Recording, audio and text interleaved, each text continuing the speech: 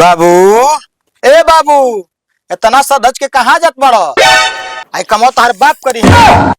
वाट कमवा, जाट कमवा, कबड़ी है ना साला, कर ना साला, कर काम। अच्छा, तू हीरो बन के घूमबा गली गली, हम ये गांव में रही। चुप रे बुर्गे बार, काम कर तो काम कर, साला बकवास कोई ले बकवेले।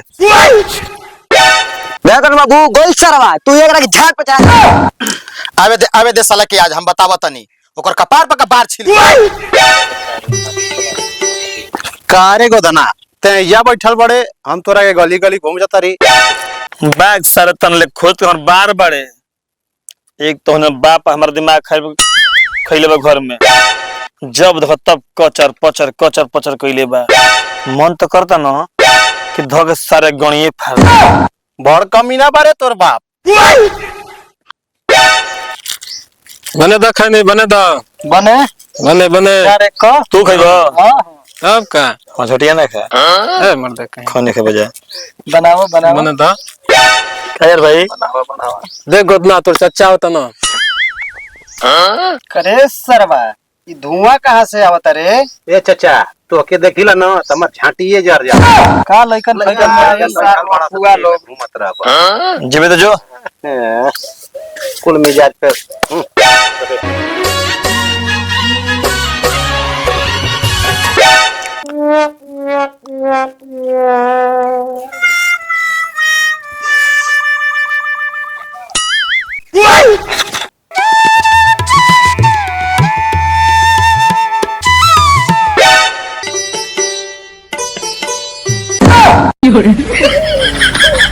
देख चुगलिया तो हमार माल ही हो।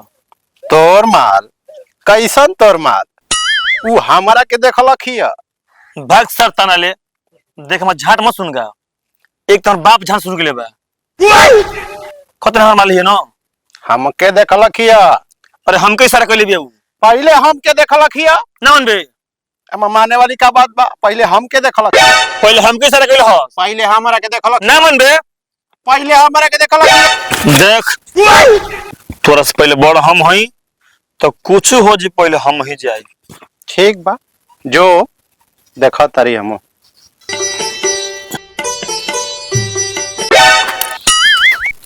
कहो हमके बुलाइलू हो मुंह ना देखा।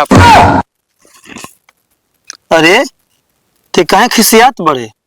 एगो बात पूछी का तो को देखी ना नो त हमर खड़ा हो जाला का? अरे रो भाग कुत्ता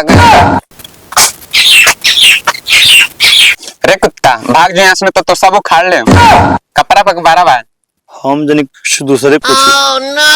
अच्छा तुमको ना देखलू हो? ना तब के देखलू हो? हम तो उनका के देखनी हो। अरे फुहरी हो तो के बंसुआरे मिलल हो। छोड़ा जाए दा जब आए गुल बानी नो तो एगो प्यार से चुम्मा ना दो।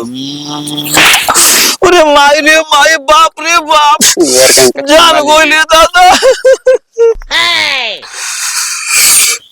अरे बाप हो बाप माई रे माई मार के कनवा पर दवा फाड़ दस रे माई।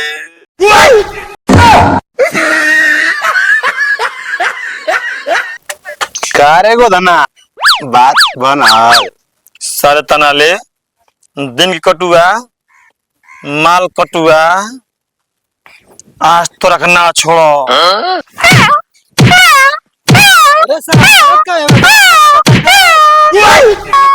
बतिया तो पूछता बे साला ऐसा हीरो लेकर छोड़ के हसन बंसुआरा पटल बिया हमरा के चाहतिया।